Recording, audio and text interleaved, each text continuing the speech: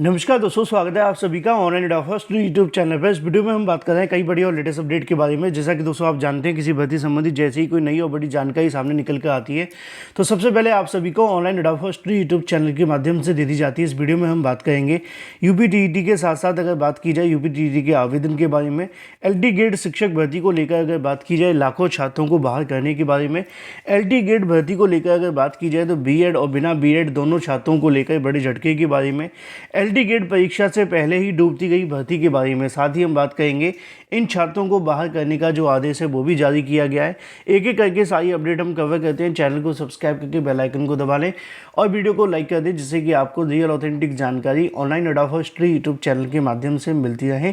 सीधे शुरुआत करते हैं मुद्दे की और बड़ी अपडेट के साथ, जो कि संबंधित है एलटी ग्रेड शिक्षक भर्ती के साथ साथ यूपीटीईटी की परीक्षा के बारे में, जिसको लेकर शिक्षा सेवा चयन आयोग के माध्यम से जानकारी लगातार दी जा रही है।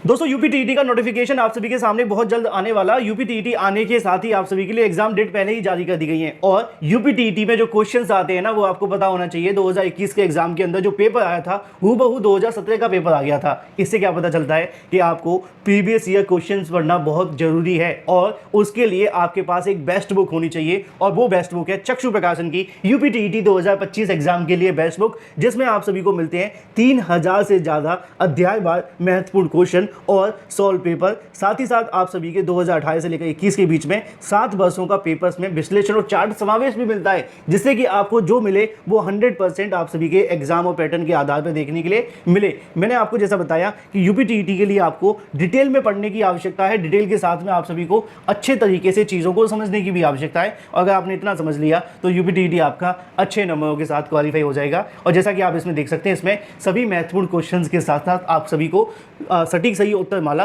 प्लस व्याख्यात्मक हल भी दिया जाता है। इतना ही नहीं, चक्षु प्रकाशन की स्टडी गाइड के साथ में आप सभी के लिए प्रैक्टिस सेट भी आता है और सभी सब्जेक्ट की बुक भी आप सभी के लिए अवेलेबल है। चाहे आप प्राइमरी 1 to 5 की बात करें, 6 to 8 की बात करें, सब्जेक्ट वाइज गणित, इंग्लिश, संस्कृत, हिंदी की बात करें, सब कुछ पूरा का पूरा कॉम्बो आप सभी के लिए है। अभी आप सभी इसको परचेस करें, लिंक मैंने आपको वीडियो की डिस्क्रिप्शन में दे दिया है। अगर आप ऑफलाइन लेना चाहते हैं तो आप सभी के नज़दीकी स्टोर पर भी अवेलेबल है, ऑनलाइन से लेकर ऑफलाइन सभी जगह। लिंक वीडियो की डिस्क्रिप्शन में है, आज ही परचेस करें, अपनी प्रिपरेशन शुरू कर दें।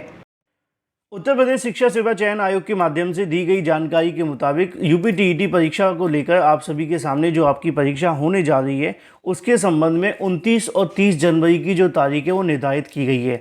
29-30 जनवरी की तारीख के मुताबिक अगर देखा जाए तो जनवरी, दिसंबर और नवंबर और अक्टूबर आप सभी के लिए 4 महीने का पूरा जो समय वो पड़ा हुआ है।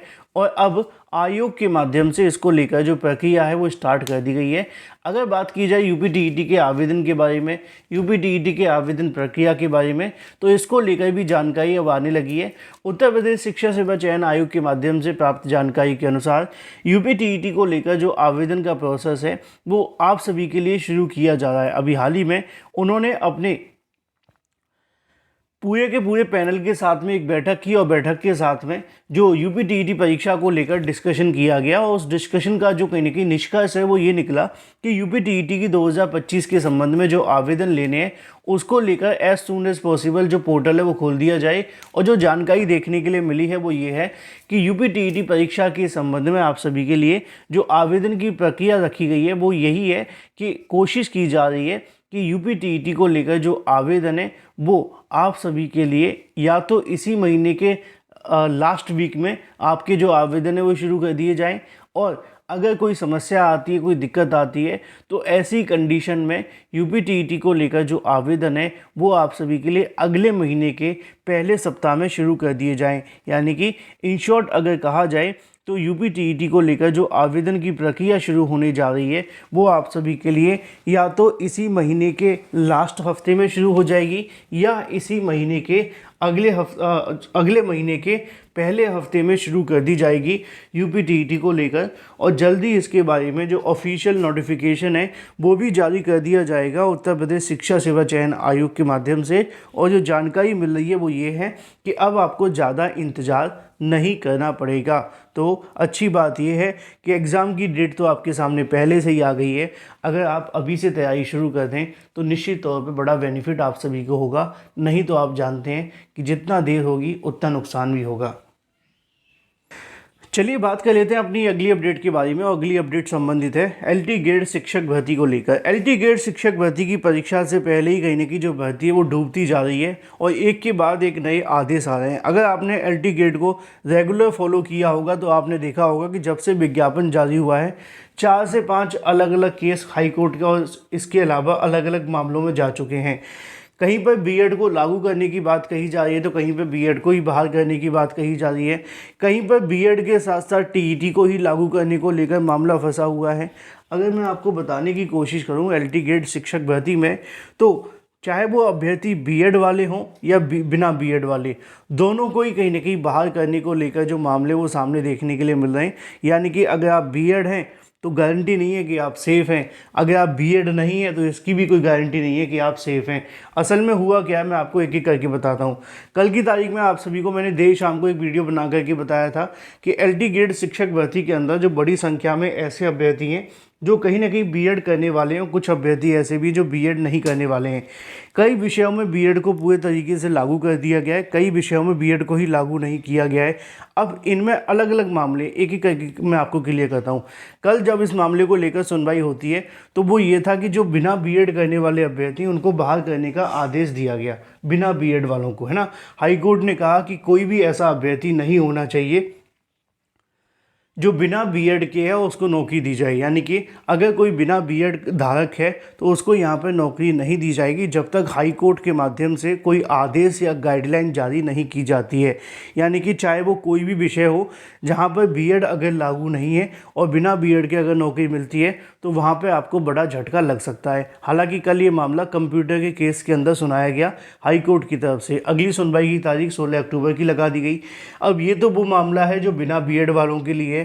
कुछ मामले ऐसे भी हैं जो बीएड वाले अभ्यर्थियों के लिए हैं, जिसमें सबसे पहले नंबर पे आते हैं कि भाई कुछ अभ्यर्थियों ने टीईटी लागू करने की बात की है। अब टीईटी लागू करने को लेकर सरकार ने कहा तो था कि ये भर्ती 9th और 10th की है, लेकिन अभ्यर्थियों ने सवाल खड़ा किया हाई कोर्ट के अंदर कि ना तो विज्ञापन में कहीं पर लिखा हुआ है कि भर्ती 9th और 10th की है, और जो बेसिक शिक्षा नियमावली है जिसके अंदर ये कहा जाता है कि अगर अध्यापकों की कमी होती है 6 to 8 के विद्यालयों में तो 9th और 10th के जो टीचर्स हैं उनको कहीं ना कहीं यहाँ पढ़ाई जाने के लिए एलिजिबल मान लिया जाता है और पठन पाठन का जो कार्य वो ले लिया जाता है, जिससे कि जो शिक्षा से संबंधित जो विवाद है वो ना हो और बच्चों को शिक्षा मिलती रहे। अभ्यर्थियों ने इसको लेकर सवाल खड़े कर दिए कि जब ऐसा ही किया जा रहा है तो इस बात को कहने में कोई दो राय नहीं है कि शासन और प्रशासन दोनों मिल करके कहीं ना कहीं मामले को दफ़ा दफ़ा करते हैं और जब आवश्यकता होती है तो जो पठन पाठन का कार्य है वो भी ले लिया जाता है। अब इसको लेकर जो विवाद है वो और ज़्यादा बढ़ गया है। अब दिक्कत वाली बात यह है कि एलटी ग्रेड शिक्षक भर्ती को लेकर परीक्षा जब होगी तब होगी, उससे पहले तमाम तरह तरह के जो आदेश हैं वो डेली आ रहे हैं। इसका नुकसान इतना होगा कि कहीं परीक्षा होते होते कहीं ऐसे विवादों में ना फंस जाए जिसको कहा जाता है कि अंतहीन विवादों में फंसी भर्ती। और ये पहली भर्ती नहीं है। आप 69,000 को उठा करके देखिए कितने विवादों में फंसी। 69,000 के पहले 68,500 आई थी, है ना।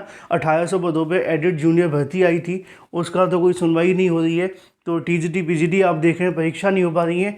तो भर्तियां तो बहुत आती हैं, अगर मैं कहना चाहूँ तो जैसे तैसे जो भी आ रही हैं, लेकिन वो विवादों में जब फंस जाती हैं तो समस्या और हो जाती हैं। यानी कि भर्तियां कम आ रही हैं, विवाद ज़्यादा आ रहे हैं। अब देखना ये होगा कि आगे कैसे इस विवादों से बचा जाता है। बड़ी संख्या में जो आदेश हैं वो एक के बाद एक जारी हो रहे हैं। अगर ऐसे में इसी प्रकार आदेश आते रहे तो भर्ती तो होना मुश्किल हो जाएगा। अब देखना दिलचस्प होगा कि कैसे भर्ती पूरी की जाती है। जो भी सही सटीक ऑथेंटिक जानकारी होगी आपको मिलती रहेगी। चैनल को सब्सक्राइब करके बेल आइकन को दबा लें, वीडियो को लाइक कर दें।